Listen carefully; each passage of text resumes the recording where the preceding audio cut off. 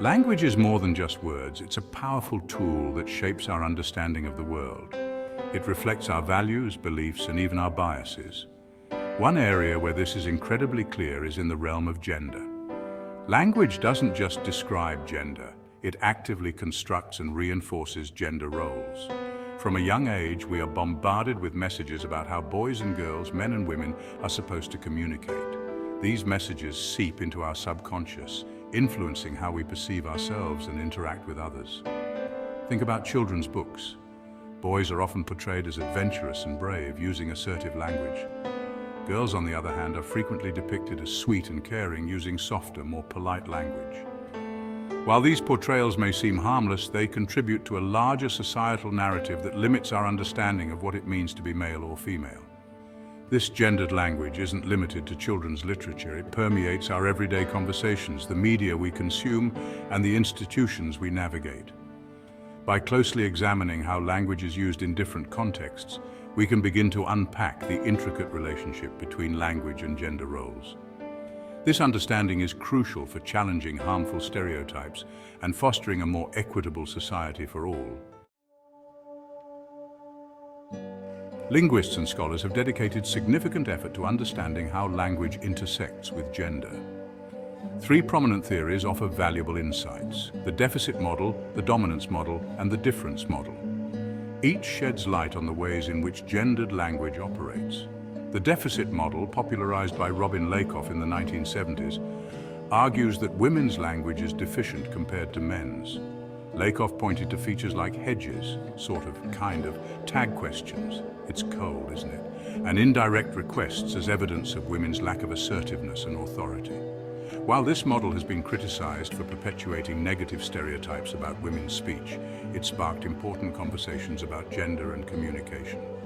The dominance model, championed by Dale Spender, posits that language is a tool used by men to maintain their dominance over women.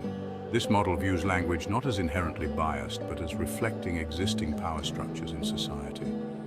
From this perspective, men's language is seen as the norm, while women's language is often marginalized or dismissed.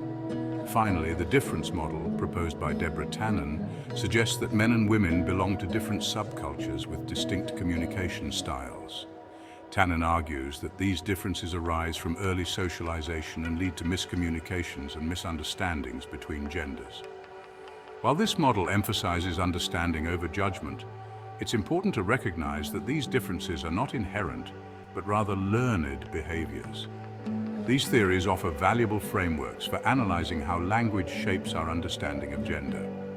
However, it's important to approach these models critically, acknowledging their limitations and the evolving nature of language itself. One of the most noticeable ways language reflects gender roles is through distinct communication styles often attributed to men and women. While it's crucial to avoid generalizations, research has identified some recurring patterns in how different genders communicate.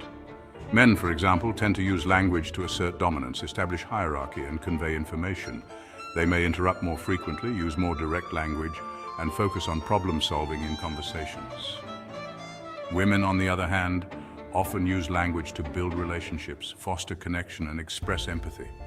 They might ask more questions, employ more tentative language, and prioritize emotional support in their interactions. These differences can be observed in various settings.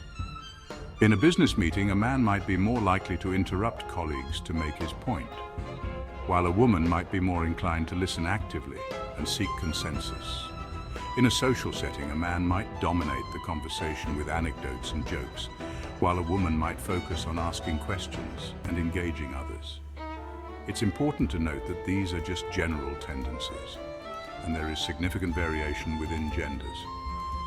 Factors like culture, personality, and individual experiences play a significant role in shaping communication styles. Nonetheless, recognizing these patterns can be helpful in understanding potential sources of miscommunication and bridging the gap between genders.